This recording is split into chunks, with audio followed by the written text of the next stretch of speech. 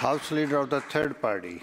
Yeah, thank you, Mr. Speaker. I'm very happy to be standing in support of this motion, and it is, I think, British Columbians know that the political party I represent has often talked about proportional representation and it's been tied with democratic reform. And when I talk to people about democratic reform, I often say it's more than just proportional representation. It's more than just the electoral event that happens once every 4 years that populates the seats and the desks in this legislative assembly.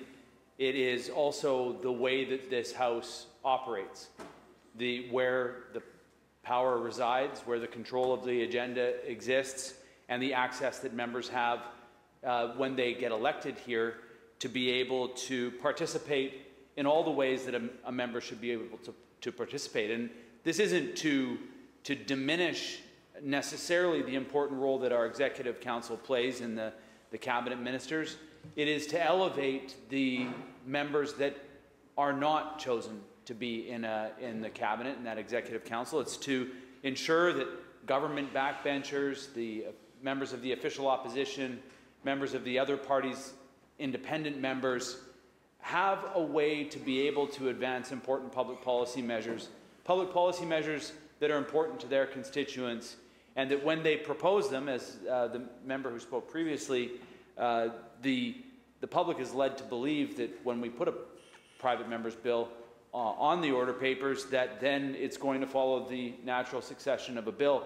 And that's not how this system has operated in British Columbia. And so this has been a project, a conversation perhaps, that started with my colleague, who is the former House Leader of the Third Party, the member for Cowichan Valley, and it's with her counterpart at the time, the member from Port Coquitlam. And as I've had the fortune to be the Third Party House Leader, this work continued, these conversations continued.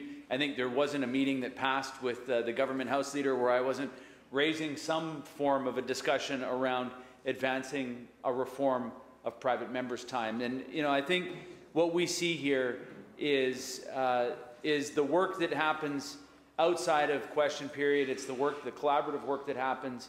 It's the space that I often talk about on committees where the most productive, the most rewarding work happens in the Legislative Assembly. And I think that that's probably where these conversations can move to in the future, is how do we elevate those spaces that produce that very productive and constructive those relationships. And I think it's important that this House is constantly recommitting itself to the democracy and ensuring that we're not that we're thickening democracy, say perhaps, making it more resilient.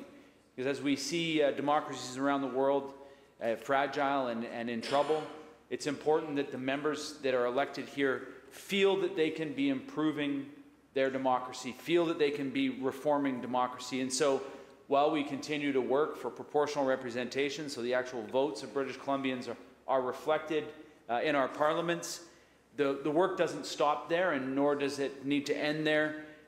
We can continue to have conversations about how to improve our standing orders, and this is one example of that.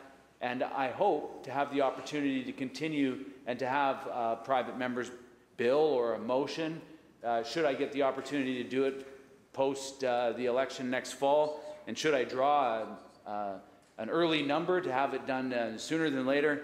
I look forward to the opportunity to provide something for the debate of this House in that form. So with that, I raise my hands to the government, I raise my hands to the chair, the deputy chair, and to all my colleagues on both sides of this House who showed the British Columbians that we can work in a collaborative way, and this work is the production of that. So, Haich Kasiyam.